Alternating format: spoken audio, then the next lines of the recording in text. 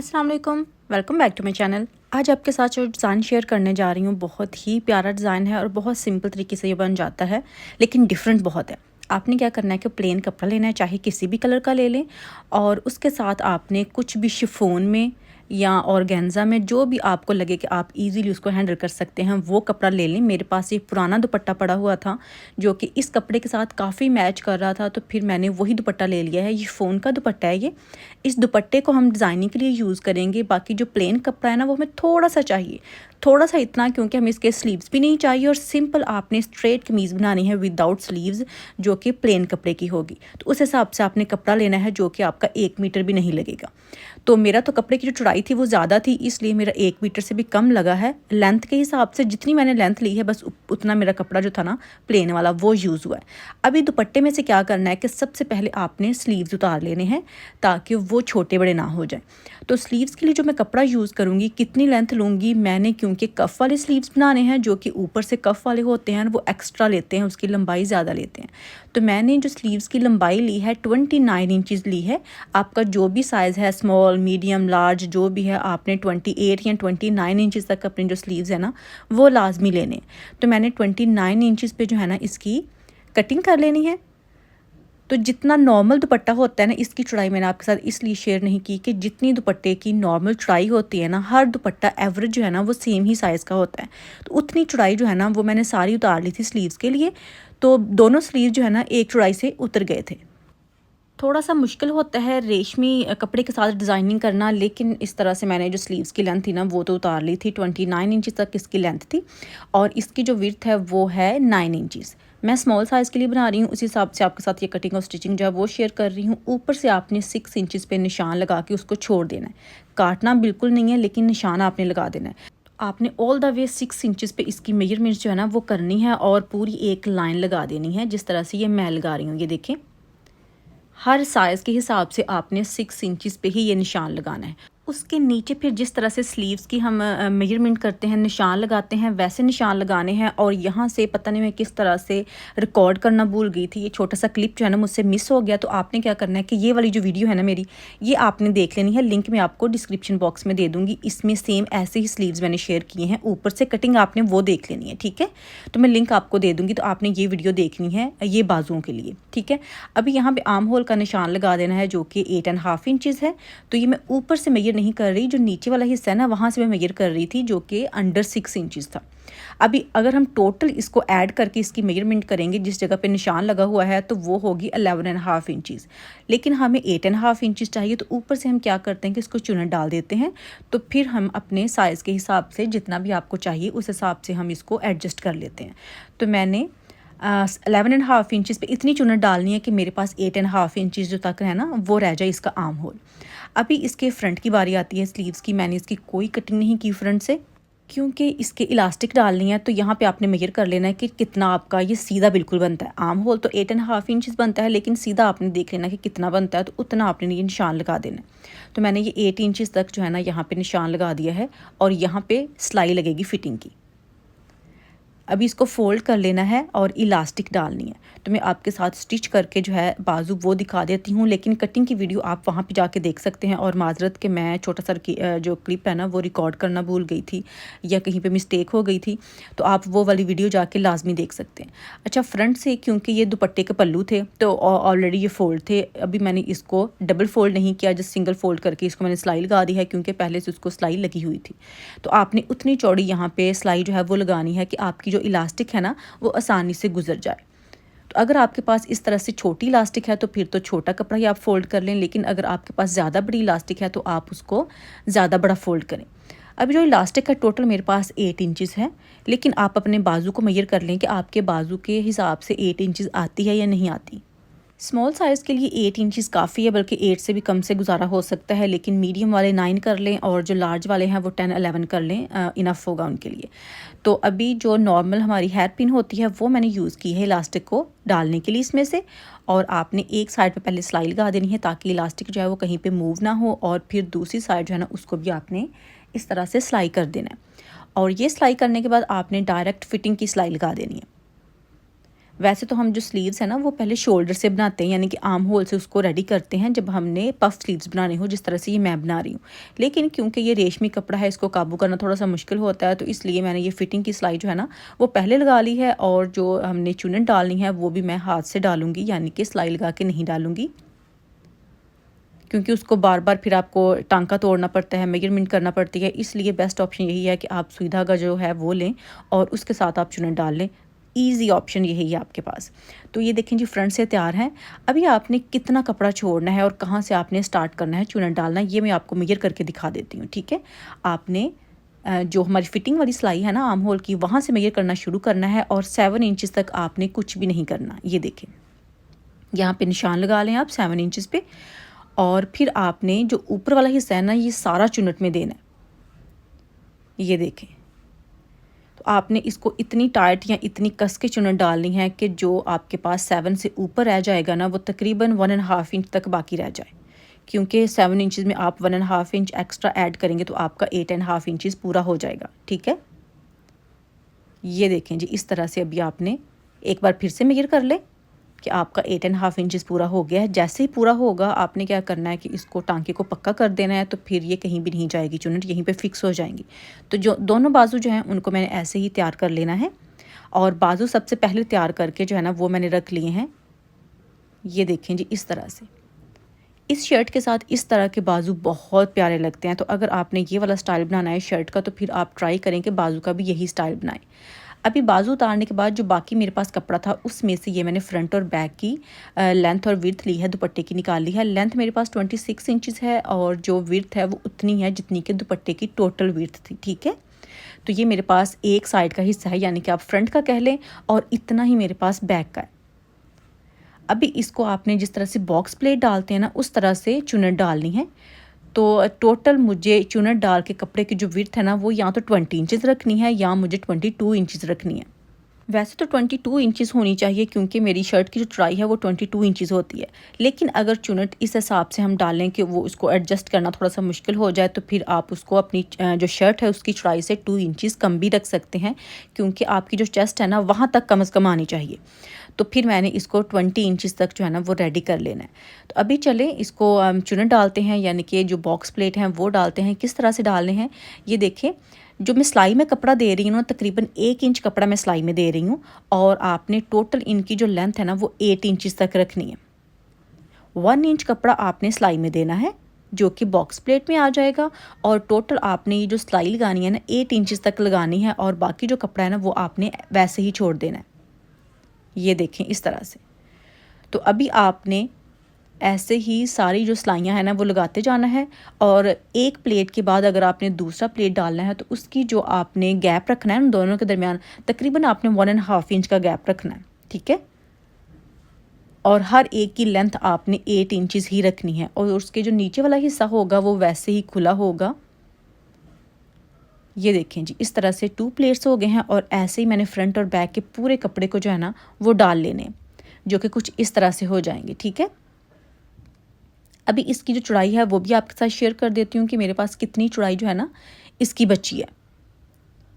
जैसे कि मैंने आपके साथ पहले भी शेयर किया था कि यहाँ मुझे 20 इंचज़ रखनी है, ये 22 इंचज़, तो ये मेरे पास 20 इंचज़ ही बची थी, तो फिर मैंने इतनी ही चौड़ाई रख ली। अभी आपने जो शर्ट है उसका जो फ्रंट और बैक है वो लेना है प्लेन कपड़े वाला। तो इसकी जो विड्थ मेरे पास है वो 11 इंचज़ है, और जो लेंथ है वो मैंने रखी है तकरीबन 40 इंचज़। नीचे से मैंने तुरपाई कर लेनी है, 37 इंचज़ तक जो है ना इतनी मेरे पास रेडी शर्ट जो है ना वो रह जानी है। आप अपनी चॉइस के हिसाब से कम या ज़्यादा कर सकते हैं, जितनी भी आपको पसंद हो। अभी ये वाला जो कपड़ा था जो कि हमने ये फ्रिल नुमा एक पीस तैयार किया है शिफॉन का, वो भी आपने इस तरह से एडजस्ट कर लेना है। मैंने फ्रंट और बैक के दोनों ही सेंटर में एडजस्ट कर लिए हैं, क्योंकि अगर आप इसको ऊपर रख के कटिंग करेंगे ना तो ये कपड़ा कभी भी काबू नहीं आने वाला। तो इसको पिन्स लगा लेनी है ताकि ये मूव नहीं हो।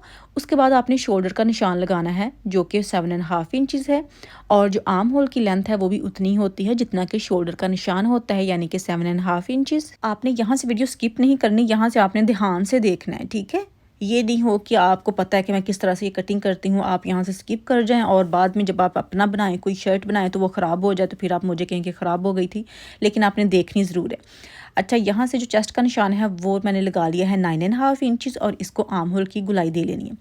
अभी बाकी आपने कोई ना मेजरमेंट करनी है और ना कोई आपने कटिंग करनी है, जस्ट आर्म होल की आपने कटिंग करनी है इस स्टेज पे। यानी कि जब इसके अंदर हमने जो दुपट्टे वाला कपड़ा रखा हुआ है वो रखना है ना, तब आपने ना फिटिंग की कटिंग करनी है और ना आपने जो आपका हिप का निशान है वो लगा के कटिंग करनी है, ठीक है।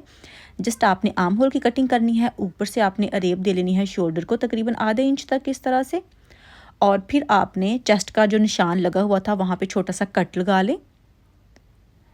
और कट लगाने के बाद आपने क्या करना है कि आपने जो फ्रंट वाला हिस्सा है ना उसको आपने डीप कट कर लेना है, लेकिन मेक श्योर कि जो बैक वाला हिस्सा है ना वो साथ आप ना कट करें, ठीक है।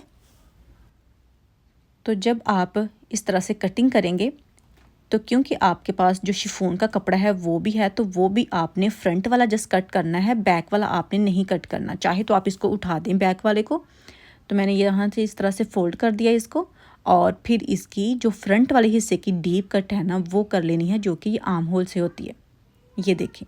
और यहाँ पे आपने क्या करना है कि जो आपका शिफॉन का कपड़ा होगा ना उसको आपने निकाल देना है इस स्टेज पे। इतनी ही कटिंग करनी है उसकी, इससे ज़्यादा नहीं उसकी कटिंग करनी। यहाँ से आप उसको निकाल दें और फिर ये जो प्लेन कपड़ा होगा आपका फ्रंट और बैक का वो आपने रख के, तो बाकी इसकी जो कटिंग है ना वो बाद में करनी है, जिस तरह से अभी मैं कर रही हूँ। ये मेरे पास जो प्लेन कपड़ा है मुझे याद नहीं मैंने आपके साथ शेयर किया, यानी लीलन का कपड़ा है, और जो दुपट्टे वाला था वो शिफॉन का कपड़ा है। अभी टोटल ये जो हम सिलाई करते हैं हिस्सा ये 13 इंचज़ करते हैं, और जो फिटिंग का निशान लगाते हैं वो 6.5 इंचज़ पे लगाते हैं, ठीक है। और फिटिंग जो है वो मैंने 8 इंचज़ ली है। इन तीनों निशानों को अभी आपने मिला देना है, लेकिन हिप का निशान मैंने 9.5 इंचज़ पे लगाया है, जितनी चेस्ट है।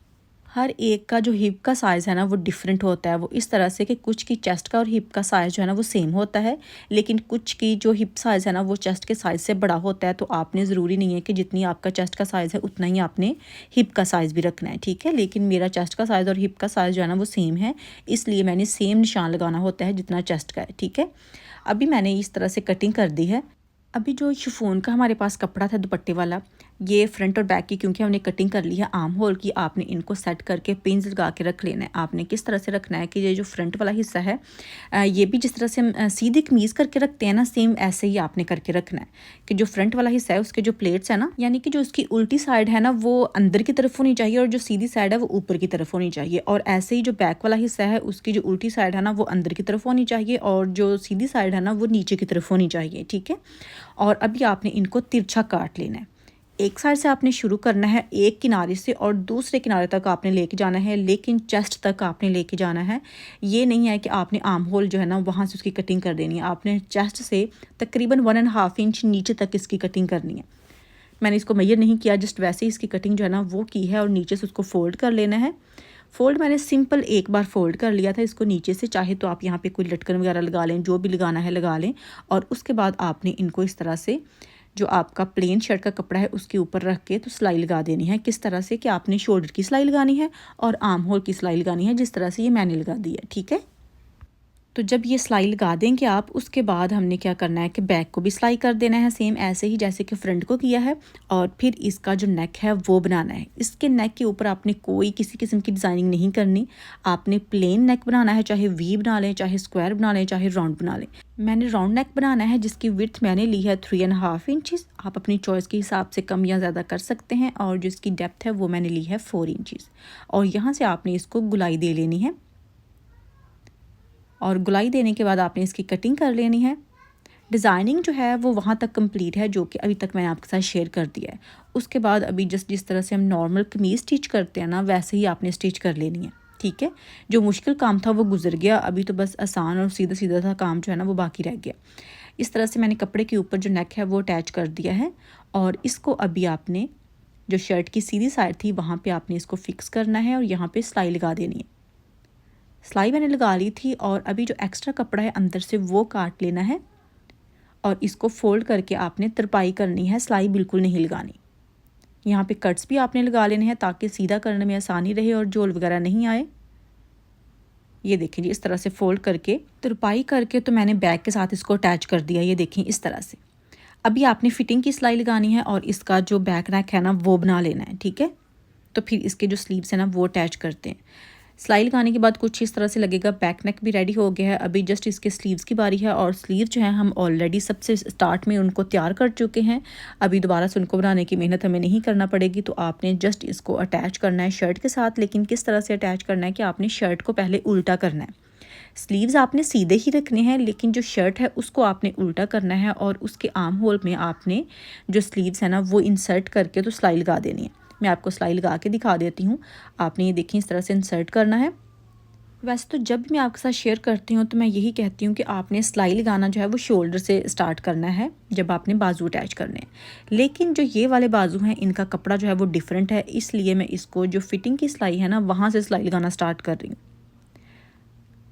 ताकि ये ज़्यादा आसानी रहे मुझे हैंडल करने में। मेजर आपने कर लेना है कि बिल्कुल पूरी है, क्योंकि अगर थोड़ी बहुत कहीं पे बाजू जो है वो छोटे बड़े हो रहे हों तो आप जो इसकी चुनट है ना उससे एडजस्ट कर सकते हैं। तो ये आप टिप्स समझ लें कि आपने इस तरह से करना है। तो अभी ये बाजू जो है दोनों आपने ऐसे ही अटैच कर देने हैं, तो आपकी जो शर्ट है वो रेडी हो जाएगी। बाकी मैंने इसके ऊपर कोई डिज़ाइनिंग नहीं की, जस्ट यही की है। दिखने में आपको लगती होगी कि पता नहीं ये कैसी है, लेकिन पहनने में बहुत प्यारी लगती है। बिलीव मी, मैंने जब पहन के देखी बना के इतनी सूट कर रही थी ना। लेकिन मैं आपके साथ इसलिए पहन के ये शेयर नहीं करती क्योंकि मेरे पास इसका ट्राउज़र जो है ना वो अभी स्टिच नहीं किया। जब वो मैं स्टिच करूँगी तो फिर आपके साथ फाइनल लुक जो है ना वो भी पहन के शेयर कर दूँगी, ठीक है। तो ये अभी आप देख सकते हैं कि ये फाइनल लुक जो है वो कुछ इस तरह से है। अभी इसके जो बाजू हैं उसके नीचे मैंने कपड़ा नहीं लगाया, यानी कि लाइनिंग के लिए मैंने कपड़ा नहीं लगाया। और यहाँ से जो है ना चेस्ट वाला हिस्सा, वहाँ से झालर सी इसमें आ रही है ना फिटिंग में, वो 1 इंच आ रही है, उससे ज़्यादा नहीं। और यहाँ तक जो इसकी दूसरी साइड है ना वहाँ पे आपने जो सिलाई लगाई थी ना फिटिंग वाली, उसके नीचे ये चौक में भी तकरीबन 1.5 इंच आ रही है। इस एंगल से मैंने इसकी कटिंग की थी कि इतना होना चाहिए, ठीक है। और बाकी ये फिटिंग वाली शर्ट है, ऊपर से ये कपड़ा जो है वो फ्रिल नुमा है, लेकिन बाकी जो इसकी जो प्लेन शर्ट है ना वो फिटिंग वाली है, प्रॉपर फिटिंग वाली है। इस तरह से ये ज़्यादा सूट करेगी। अगर आप इस शर्ट को खुला रखेंगे तो फिर ये उतना सूट नहीं करेगा, क्योंकि ये फिर बिल्कुल एक अजीब सी लुक देगा। तो इसके लिए ज़रूरी है कि आपने जो इनर है ना वो फिटिंग वाला रखना है और ऊपर से ये खुद ही थोड़ा सा लूज़ फिट में आ जाएगा, ठीक है। तो यहाँ से आप देख सकते हैं कि इसकी जो दोनों साइड है ना फ्रंट और बैक की, जो छोटी हैं वो एक साइड पे हैं और जो बड़ी हैं वो एक साइड पे हैं। तो सेम आपने भी मेक श्योर करना है कि जब आप इसकी कटिंग करने लगे ना तो आप उसको पहले रख के देख लें कि जब आप उसकी कटिंग करेंगे तो क्या वो दोनों एक ही साइड पे आ जाएंगी या उल्टी सीधी हो जाएंगी, ठीक है। यहाँ से आपने ध्यान रख के कटिंग करनी है। इस शर्ट के साथ आपने सेम ऐसे ही बाजू बनाने हैं, बेहद सूट करते हैं, बहुत ही प्यारे लगते हैं। ऊपर से ये देखें फ्लफ़ी से स्लीव्स हैं और आगे से भी चुनट वाले हैं जो कि बहुत प्यारे लगते हैं, इलास्टिक वाले हैं यानी कि। तो बहुत प्यारी इस तरह से शर्ट की डिज़ाइनिंग जो है वो हुई है। आपने भी लाजमी ट्राई करना है। अगर आपको मेरी आज की वीडियो पसंद आई हो तो प्लीज़ लाइक कीजिएगा, शेयर कीजिएगा, कॉमेंट करना। फिर मुलाकात होगी। अल्लाह हाफिज़।